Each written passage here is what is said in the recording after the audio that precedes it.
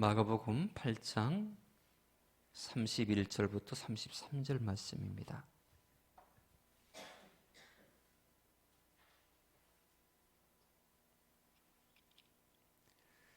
같이 읽겠습니다. 인자가 많은 고난을 받고 장로들과 대제사장들과 서기관들에게 버림받아 죽임을 당하고 사흘 만에 살아나야 할 것을 비로소 그들에게 가르치시되 드러내놓고 이 말씀을 하시니 베드로가 예수를 붙들고 항변하매 예수께서 돌이키사 제자들을 보시며 베드로를 꾸짖어 이르시되 사탄아 내 뒤로 물러가라.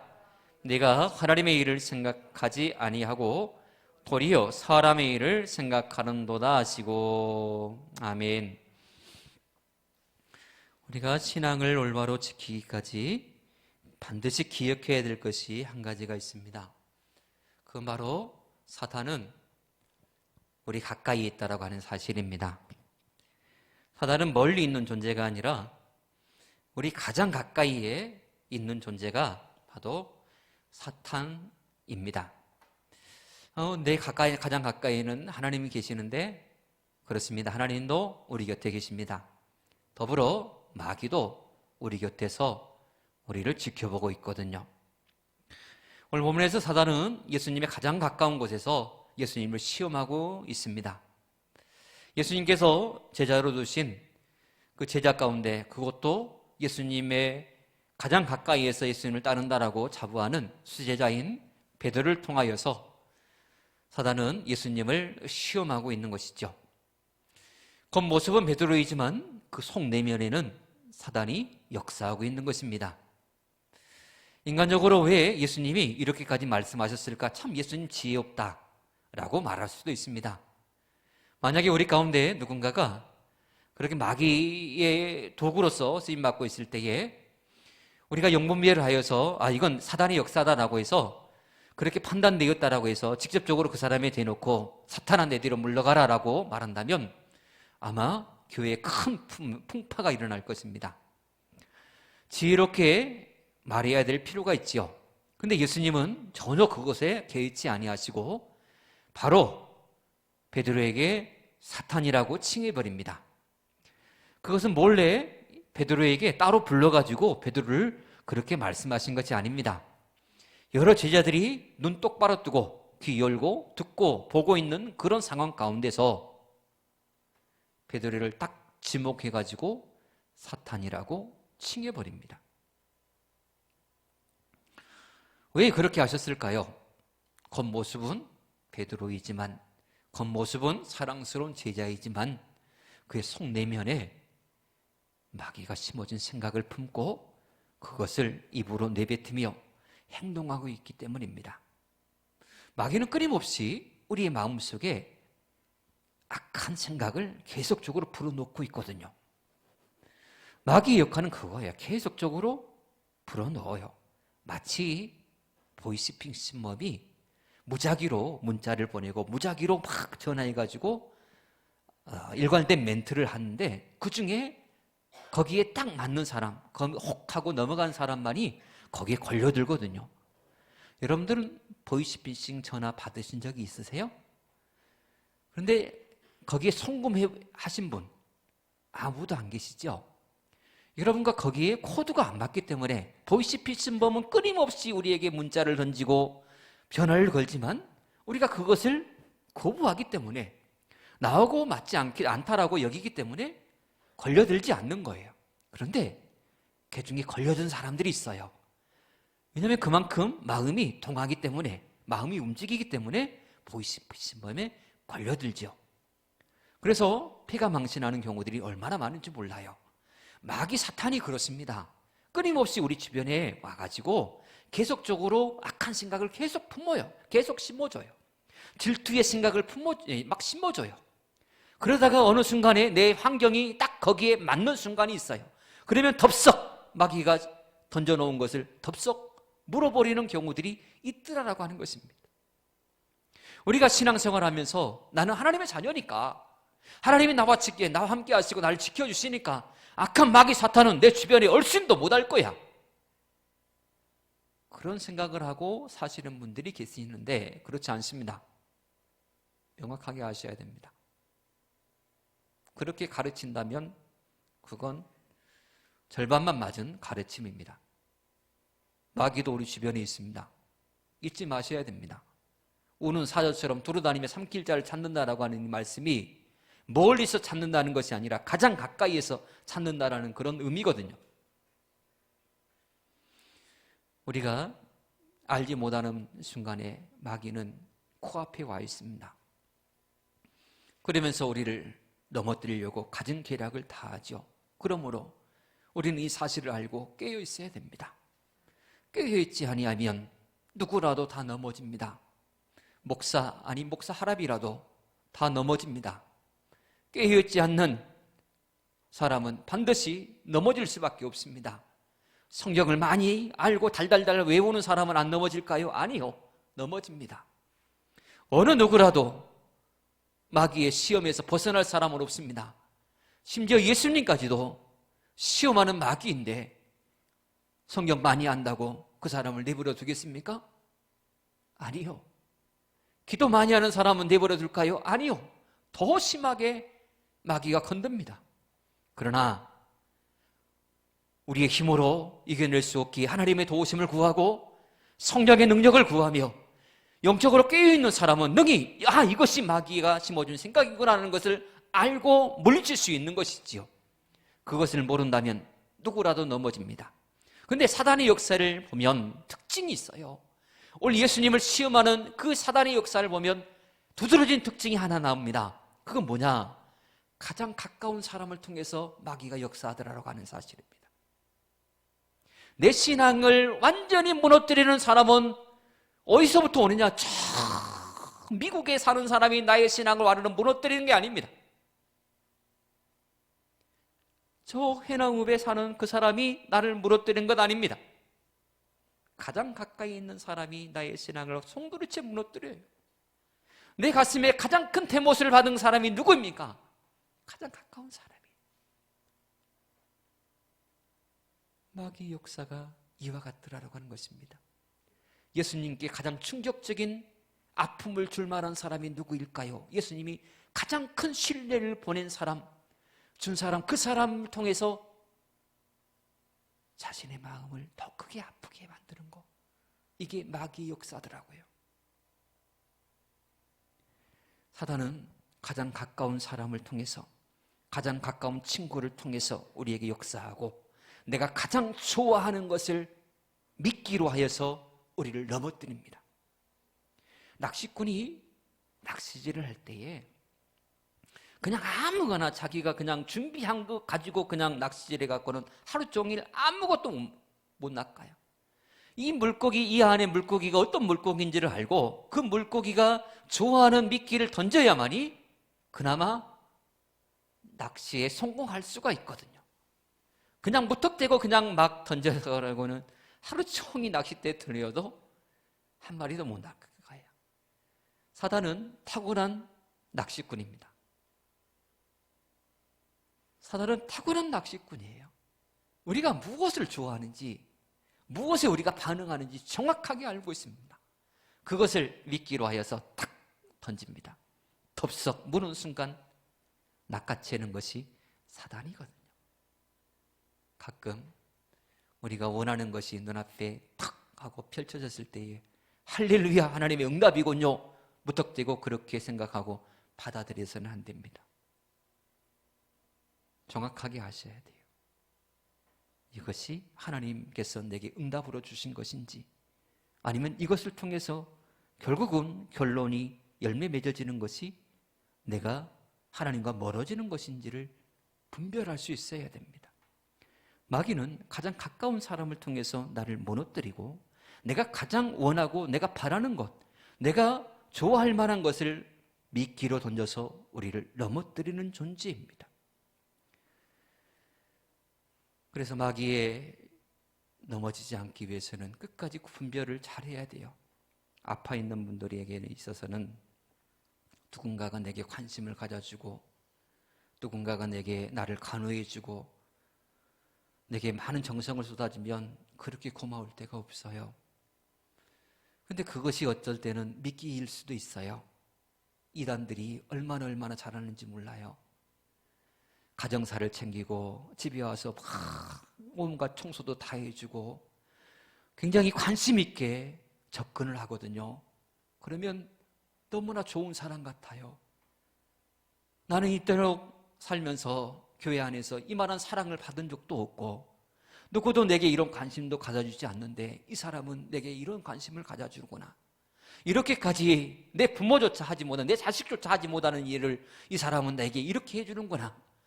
그렇게 해서 홀딱 마음을 열고 그 사람을 포용하는 그런 상황까지 이르게 되는 그런 지경. 그래서 결국은 잘못된 신앙을 얘기해도 이 사람이 좋으니까 이미 열린 마음이기에 다 받아들이기 시작해요. 그래서 결국 2단으로 3단으로 다 빠져들어요. 나중에는 그것이 2단 3단인지도 몰라요. 마귀의 기략이 얼마나 오묘한지 몰라요. 그래서 혹 내가 좋아하는 것들이 눈앞에 딱 하고 있거들랑 덥석 그것을 취하지 마시고 이것을 취하는 것을 통해서 결국 어떤 결과가 일어날까? 하나님께서 기뻐하시는 일의 결론일까? 아니면 사람이 좋아하는 일의 결론으로 나올까를 다시금 생각해 보시고 행동하는 여러분 되시기를 축복합니다. 마귀는 끊임없이 좋은 곳으로 여러분들의 앞에 놓아놓고 유혹할 것입니다. 가장 가까운 사람을 통해서도 여러분들을 시험하고 넘어뜨릴 것입니다. 하지만 우리가 분명한 기준을 가지고 살아간다면 어디서든 흔들리지 않는 신앙인으로 우뚝 설 줄 믿습니다. 친구와의 관계 속에서도 무엇보다 그렇습니다. 영적인 분명한 기준을 가지고 행동하다 보면 친구와의 관계가 멀어질 수 있습니다. 오해가 살 수도 있고 금이 갈 수도 있어요. 지금껏 중마고처럼 지냈다가 영적인 판단이 딱 기준이 서서 그것을 그렇게 판단하면 분명히 금이 가기 시작해요.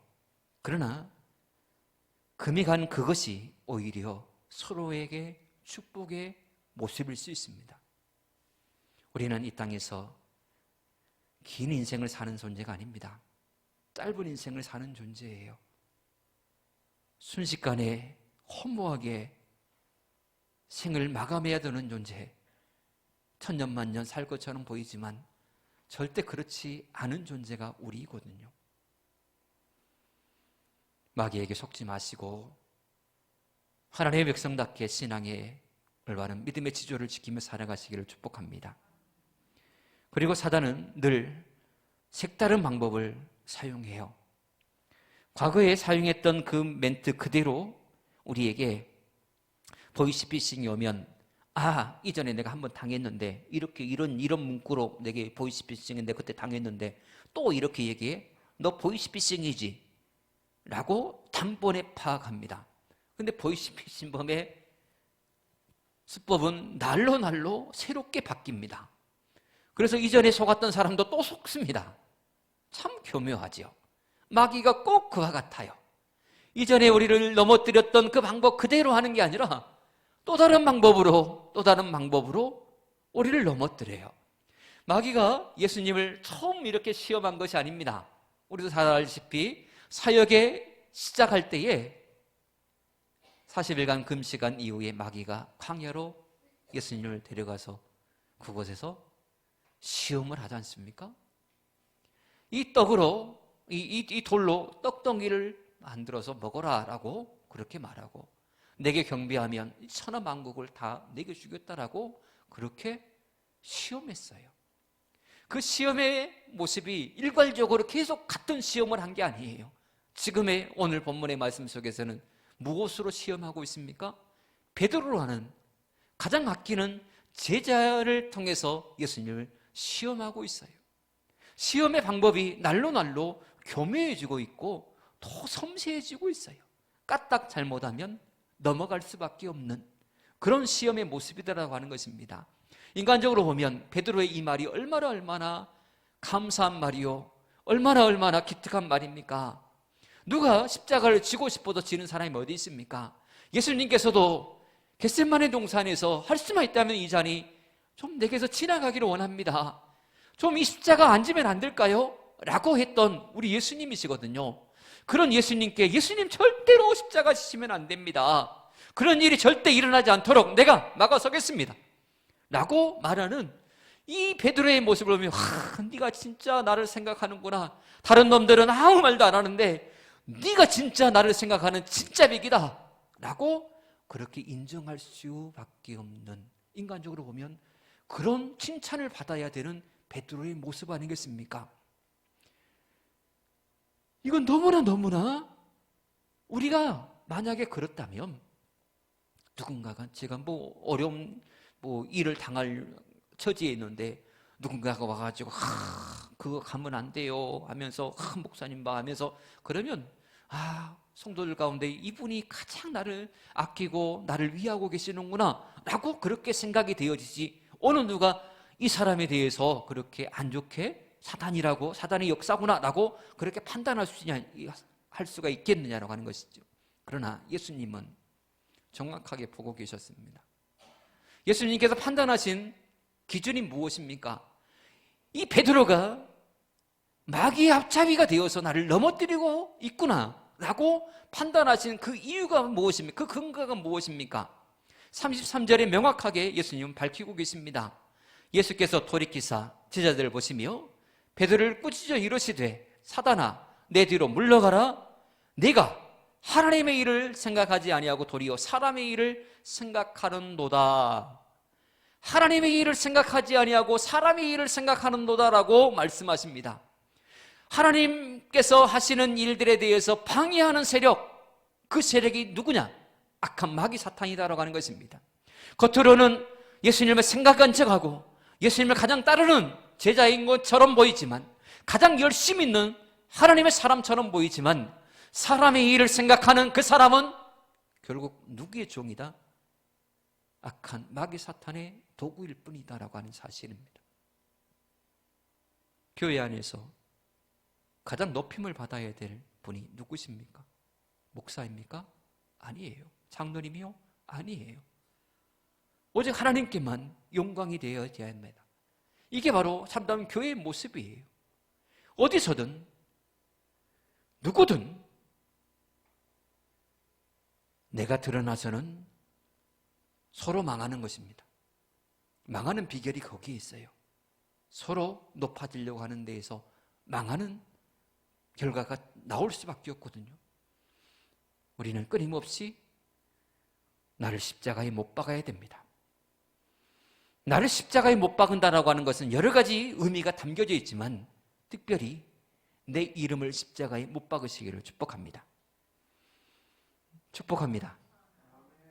내 이름이 십자가에 못 박여져서 완전히 그곳에서 사그라져 흔적조차 없이 되어버릴 때에 비로소 하나님께서 우리 교회의 보좌에 왕의 자리에 앉으시는 것이고, 우리의 마음의 보좌에 친히 하나님께서 앉으셔서 좌정하시사 우리를 다스려 주시고 친히 우리를 통치하시며 우리의 왕이 되어 주신다라고 하는 사실입니다. 그래서 우리는 끊임없이 하나님을 향하여서 하나님 당신은 우리의 왕입니다 라고 고백하는 그 고백을 진심 어린 마음으로 왕 되신 하나님을 찬양하고 높여드릴 수 있다라고 하는 사실입니다.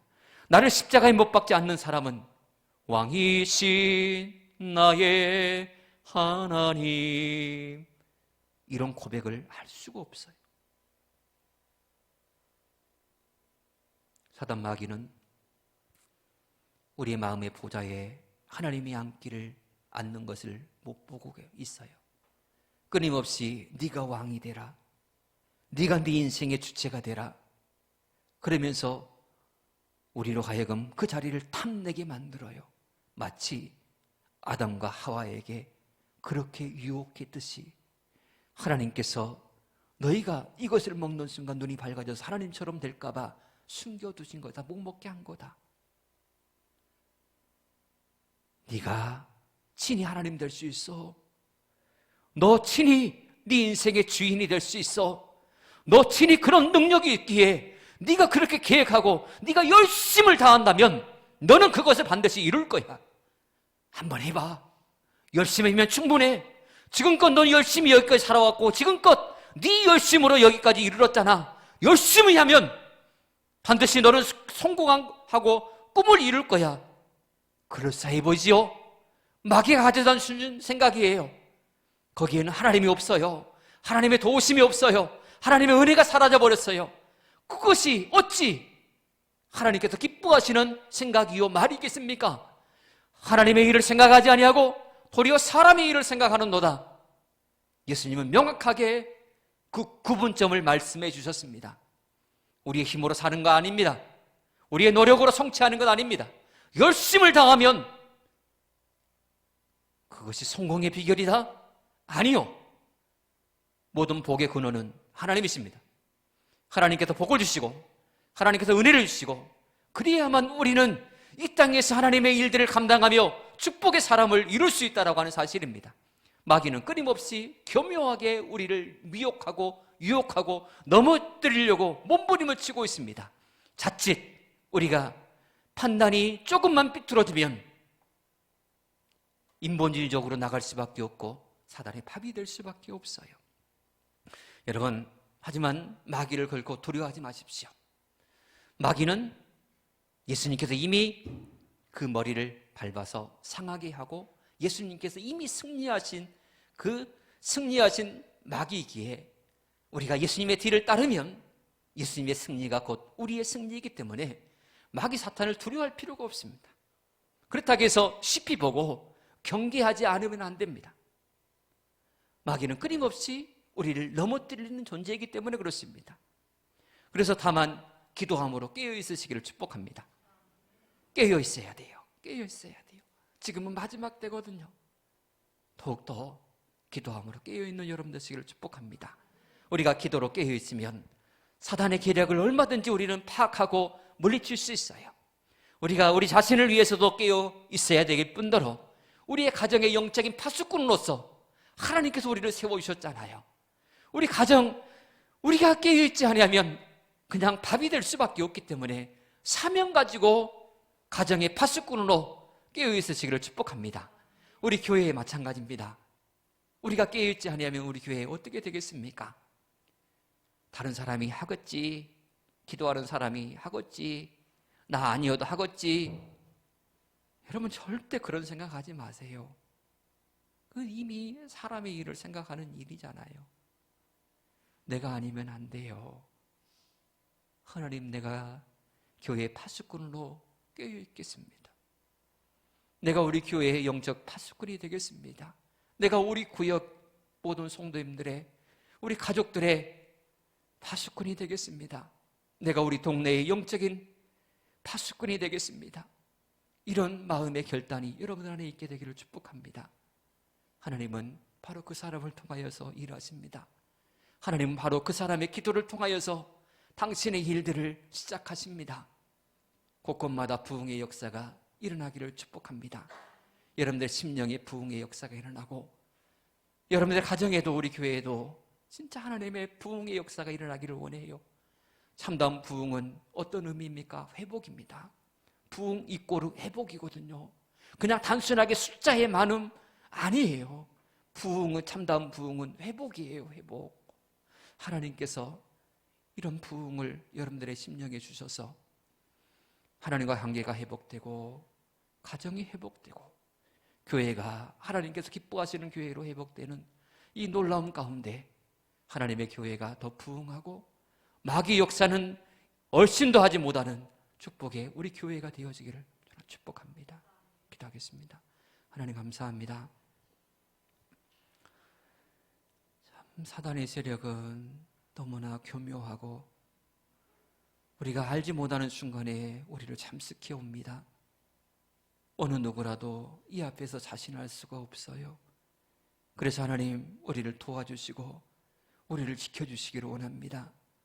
당신의 오른손으로 우리를 붙들어 주셔서 흔들린지언정 완전히 넘어지지 아니하도록 붙들어 주시옵소서. 하나님, 이 땅에 우리가 육신을 입고 있지만 짧은 생애를 살아갈 수밖에 없는 존재입니다. 하나님의 나라를 더욱더 소망하게 하시고 주님 부르실 그날까지 부끄럽지 않게 게으르지 않게 하나님 앞에 올바로 서 있는 우리 모두가 되게 하옵소서. 참 말로 형용할 수 없는 큰 슬픔을 당한 사랑하는 유가족들을 하나님께서 이 시간도 찾아가 주셔서 그 마음을 어루만져 주시고 위로하여 주시옵소서. 또한 우리 인장을 위해서 눈물로 기도하며 섬겼던 우리 모든 성도님들 하나님 그 마음도 위로하여 주시옵소서.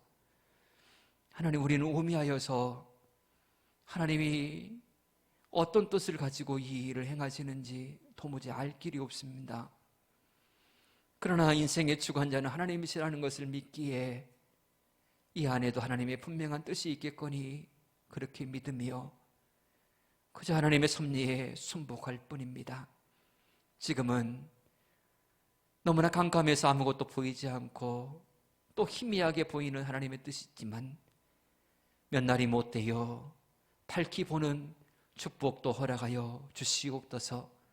그래서 그때야 비로소 무릎을 치며 하나님께서 이런 뜻이 있으셨구나, 하나님께서 이런 계획을 가지고 계셨구나 라는 사실을 우리 모두가 밝히 알고 그 뜻을 알므로 인하여서 마음의 기쁨이 넘쳐나게 하여 주시옵소서. 하나님, 우리 교회 하나님의 은혜 안에서 회복되고 부흥케 되기를 원합니다. 하나님, 우리 교회를 반드시 붙잡아 주시고 악한 영의 세력으로부터 반드시 지켜 주시옵소서. 예수님으로 간절히 기도합나이다. 아멘.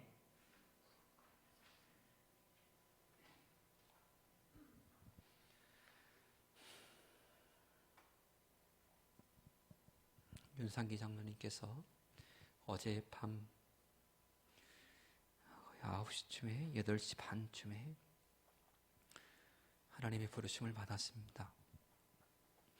그동안 하나님의 약속을 믿고 믿음으로 사랑의 중보 기도를 해오신 여러분 모두에게 너무나 감사드리고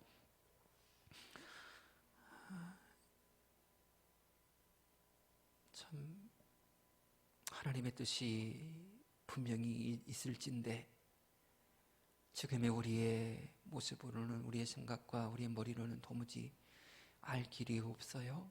그러나 이 모든 일 또한 하나님께서 주관하고 계시고 결국 하나님께서 이 일을 통하여서 당신의 뜻을 이루고 영광을 받으시리라 믿습니다. 그러므로 혹시나도 기도한 대로 응답되지 않았다고 해서 낙심하지 마시고 더욱더 하나님을 더 의지하는 우리가 되기를 축복합니다. 무엇보다 우리가 이 일들 때문에 또 윤장로님 때문에 우리가 더 많이 하나님 앞에 엎드려 기도하게 되었고 더 사랑의 중보 기도자로 하나님께서 우리를 세우셨지 않습니까? 이 일을 멈추지 마시고 우리 함께 주변의 교우들을 위하여서 더욱더 이 중보 기도의 일들을 이어가시면 좋겠습니다. 그리고 유족들을 위해서 더 많이 기도해 주시기 바랍니다. 신앙에 든든히 서 있어야 될 터인데 그러지 못한 부분들이 너무나 많이 보입니다. 우리의 중보 기도가 너무나 필요한 가정입니다. 여러분들이 더 관심 갖고 기도해 주셨으면 고맙겠습니다.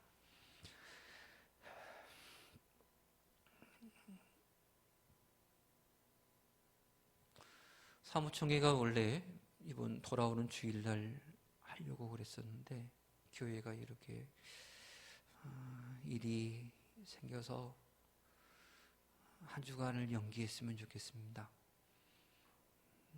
그래서 돌아오는 주가 아니라 다음 주에 했으면 좋겠어요. 그렇게 좀 알고 계시고 그 다음에 이번 주 토요일 날, 지난 주일 날 광고를 했었는데 이번 토요일 날 유연준 집사님 둘째 아들이 돌이 되었어요. 그래서 광주에서 돌잔치를 해요. 여러분들이 많이 축하해 주시고 격려해 주시면 고맙겠습니다. 예배 후에 장례식장에 가서 위로 예배를 드리려고 합니다. 오늘 예배 참여하신 분들은 같이 가셔서 예배 드리며 같이 위로했으면 좋겠습니다. 한 분도 빠지지 마시고 같이 그렇게 해주시면 고맙겠습니다.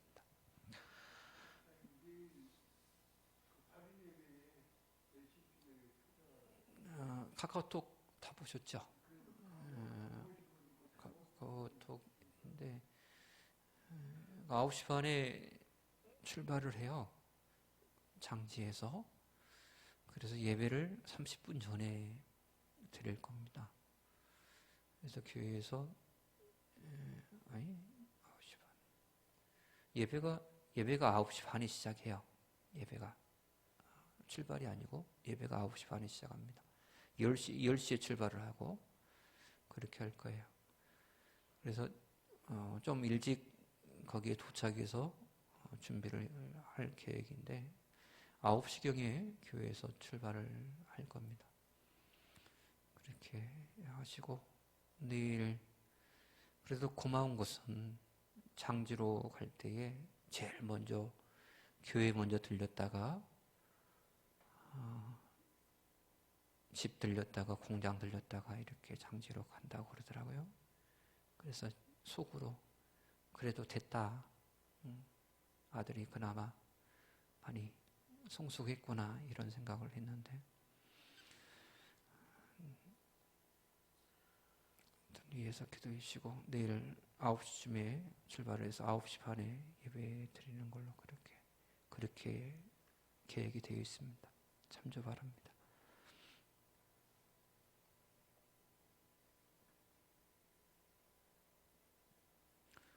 좋은 일이 있으리라 1절 부르짖으니 지구도에 마치도록 하겠습니다.